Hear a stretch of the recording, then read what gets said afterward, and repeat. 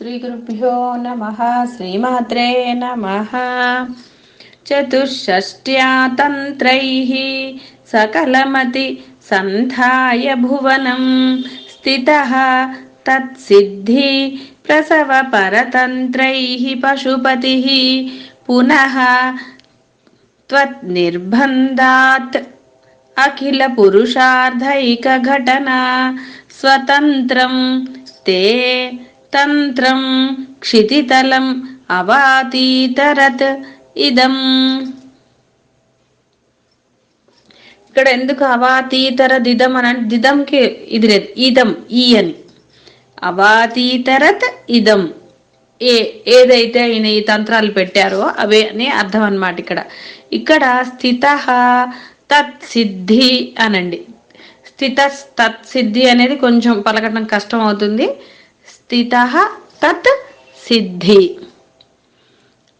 అలాగే పునస్త్వన్నిర్బంధాత్కి పునః త్వత్ నిర్బంధాత్. త్వన్నిర్బంధాత్ అనొచ్చు, లేదా ఎలాగ విడదీసాం కాబట్టి పునః త్వత్ నిర్బంధాత్ నీ యొక్క అని ఇక్కడ వస్తుంది అనమాట.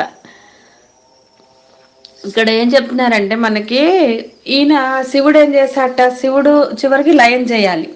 మళ్ళీ పునఃసృష్టి జరగాలంటే లయం కావాలి, అది శివుడు చేస్తాడు. అందుకని ఆయన ఏం చేశాట, మనకి లౌకికమైన సిద్ధుల యందు మోహం కలిగేటట్టుగా ఆయన కొన్ని తంత్రాలను ఏర్పరిచాట ఆయన. అంటే వాటిని పట్టుకుని మళ్ళీ మనము జన్మ పరంపర ఎత్తడానికని. అంటే అందరికీ మోక్షం దొరికిపోతే మళ్ళీ సృష్టి ఎలా జరుగుతుంది? జరగదు కదా. అంటే ఇదంతా ఒక లీల, వాళ్ళకు ఒక ఆట అన్నమాట. అందుకని ఆయన ఏం చేశాడు, 64 తంత్రాలను ఏర్పరిచాట. అంటే వాటి వల్ల లౌకికమైన కోరికలు తీరేవని.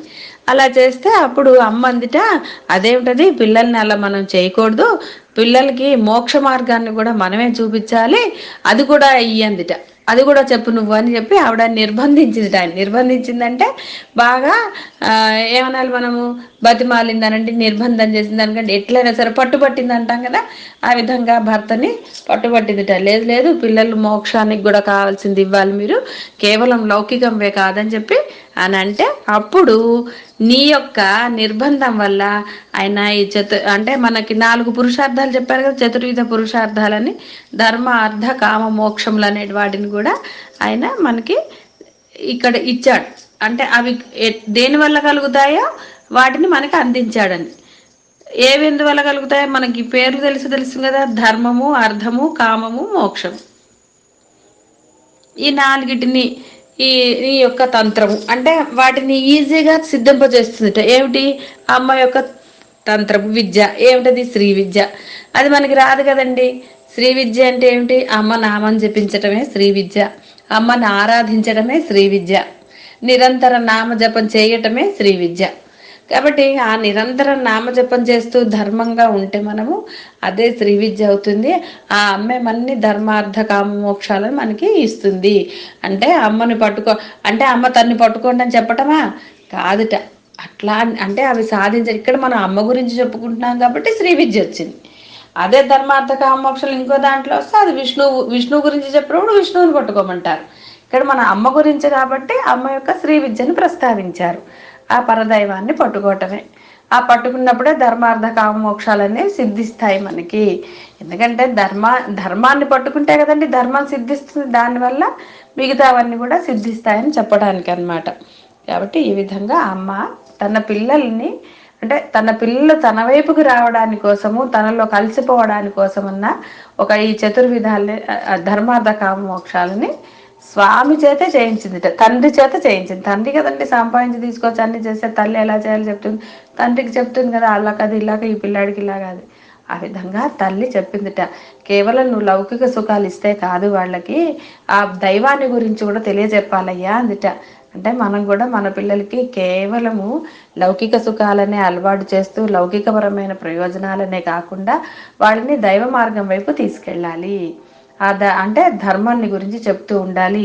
ఏది ధర్మము, ఏది అధర్మము, ఏది చెయ్యాలి. కామము అంటే ఏది సరి అయిన కోరిక, ఏది అధర్మము కోరిక, ఇవి కూడా వాళ్ళకి చెప్తూ ఉండాలి. తండ్రి అనేవాడు ఇవన్నిటిని కూడా నేర్పిస్తూ ఉండాలి. అంటే తల్లి కూడా ఇవాళ రేపు తల్లి తండ్రి ఇద్దరూ సమానమే కాబట్టి ఆ విధంగా పిల్లల్ని మనము మంచి మార్గంలో పయనించేటట్టు చేస్తే వాళ్ళు మోక్షాన్ని పొందుతారు. అమ్మ ఆ విధంగానే తండ్రిని నిర్బంధించిందిట. ఇక్కడ నిర్బంధం అంటే మన లౌకిక అర్థం నిర్బంధము అంటే అది వేరు.